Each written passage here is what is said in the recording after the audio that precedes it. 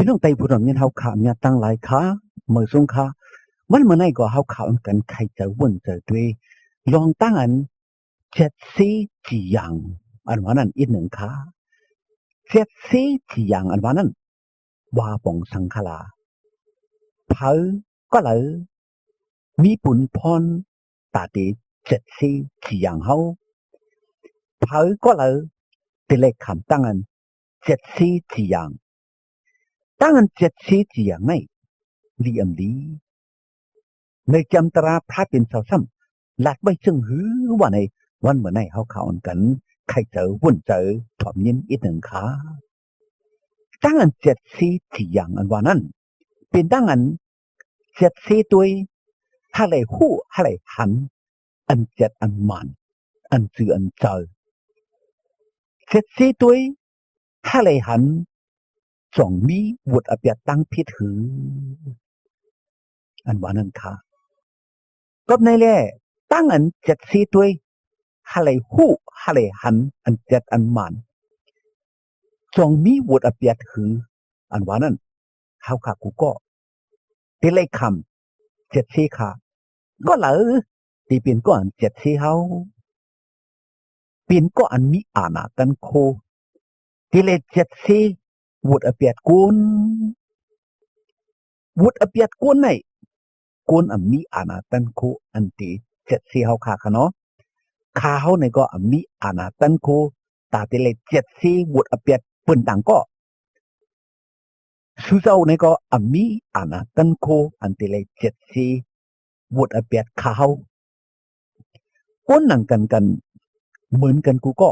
ก้นหนังกันมีวุฒิอเปียไว้กูก็เป็นไงก้นอันมีวุฒิอเปียหางเผอหางมันกูโกนสับเดียถือเจ็ดสีวุฒิอเปียเปินต่างก็ขลาเพราะเขาขายยังอ่ำหมอเขาขายที่เดียถือสอนเปินเพราะว่าเขาขายยังอ่ำมดจังเขาขายยังอ่ำสื่อต่อเขาขายเดียถือกว่าเจ็ดเปินอันเปินอ่ำมดจังอ่ำสื่อต่อนั่นก็ในแหละก็อันเตเลเจ็ดสีวุฒิอเปียเท่านั้นเตเลเปลี่ยนก็อันอ่ำมีวุฒิอเปียกุยก็อันอ่ำมีวุฒิอเปียทางนั้นเปลี่ยนเผอเปลี่ยนพระเปลี่ยนเจ้าสื่อเลียวป้าเลียวกุยขาวก็เป็นไงผู้อันมีอาณามีตันโคเตเลเจ็ดสีวุฒิอเปียก็นั้นเปลี่ยนพระเปลี่ยนเจ้าสื่อเลียวป้าเลียวกุยขาวก็อันเตเลคำตั้งอันเจ็ดสีนั่นขละเป็นเผอเป็นสู่เจ้าเฮาค่ะโกนกูก็กูโกนค่ะอำรถสีก็ค่ะกูก็แต่เลยคำตั้งอันพระเป็นเจ้าเจ็ดสีตัวอยู่ค่ะแต่เลยคำตั้งพระเป็นเจ้าเจ็ดสีตัวจองเฮาค่ะจะไหนเปลี่ยนก้นอันซื้อต่อหมดจังจองเฮาค่ะเปลี่ยนก้นอันมีวุฒิอเปียตั้งพิถือจองเฮาค่ะเลยคำตั้งอันพระเป็นเจ้าปล่อยว่างขั้งปัญญาจองเฮาค่ะเลยคำตั้งอันพระเจ้าอยู่สู้เกตช็อตเอาเย้าแหล่หลวดวุฒิอเปียตั้งพิษตั้งสิ่งตั้งมุดเย้าอันว่านั้นแต่เลยคำตั้งอันพระเจ็ดสีตัวอยู่ขยาวตั้งอันเจ็ดสีตัวไหนจงลีอำลีค่ะอำไข่คำค่ะเนาะอำไข่คำตั้งอันเจ็ดสีไผก็อำไข่คำเพราะเลยคำตั้งอันเจ็ดสีเอาวันไหนตีปล่อยเย้าตีออกเย้าเฮาค่ะอำเสืองอำยับไรอำแพทย์อำเลียนไรการอันมีตั้งสิ่งทั้งหมดเตเลยออกเย้าเตเลยปล่อยเย้าเตหันเขยาก็เป็นไงเพราะว่าเตเลยขำตั้งอันเจ็ดสีแต่วันไหนแต่อำลีค่ะเฮาค่ะกูได้แต่กูตั้งให้ตั้งหมึกวุฒิอเปียดเฮาค่ะอันอำลีอำงามอันดีอกดีอายอันเฮาค่ะเสียงไว้เนียบไว้อำใครปืนหู้ปืนหันฉะนั้นตั้งสิ่งทั้งหมดเตปอเตออกมาทั้งหมดแหละเฮาค่ะเตเลยเป็นตั้งอันอกอายดีกูนะเตเฮาค่ะกูไล่คำตามก็เปิดวุฒิอเปียดเฮาค่ะกูตกเมืองอะไรก็เปิดวุฒิอเปียดฉะนั้นค่ะก็เปิดไหนเฮาค่ะใครคำตั้งอันพระเป็นเจ้าเจ็ดสีเฮาค่ะค่ะเนาะเว้ยก็ก็มีตั้งอันเจ็ดสีวันไหนจึงที่เป็นซึ่งคือคาลาเพราะว่าพระเป็นเจ้าอำเจ็ดสีเผออำเทียงอำปันตามเผอใครให้ก็คือก็ให้ใครมึกก็คือก็มึก ใครเฮ็ดวุฒิอเปียดซึ่งหือก็เฮ็ดเพราะว่าเป็นเสื้อไหนวันไหนจึงก้นเฮาขาตีเปลี่ยนกว่าซึ่งหือมโกพลาดเป็นเจ้าเย้ามีก็อันโกสีเจ้าก้นเตเฮ็ดวุฒิเฮ็ดให้อเปียดติ๊กๆแหละมีตีอันนิมเจอมีตีอันซื้อเปียวสีเดียวก็เป็นก้นให้ก้นมือกว่าตั้งมันตั้งเมืองกูก็กูก้นว่าไหนมันเมืองเฮาขาเมืองก้นเฮาขาเตเปลี่ยนกว่าซึ่งหือก็เพราะว่าเตมีก็อันเจ็ดสีสี่อย่างเตมีผู้อันตั้งตามก็เพื่อวดอเปียตั้งให้ตั้งเบิกนั่นแหละก้นไหนจังไหนทิ้งตูทิ้งเจอก้นเฮาขาจังเวเฮ็ดอันให้อันเมือกอันกวนเกิด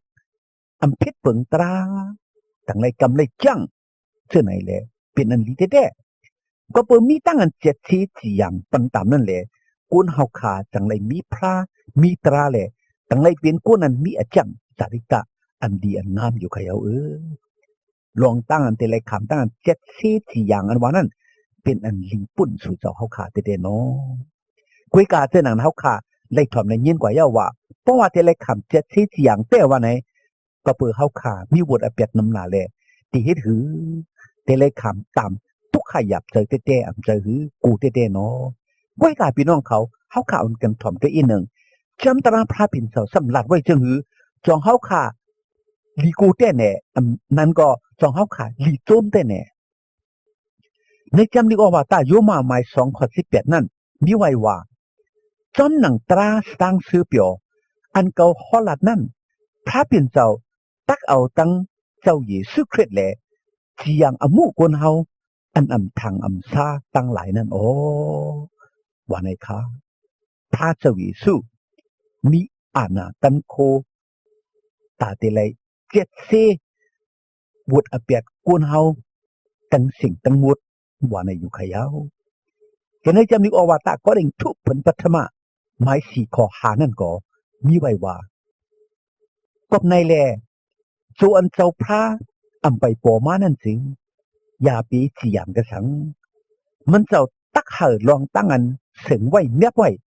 กันเนอันรับสิ่งตั้งหลายปึดแรงแหล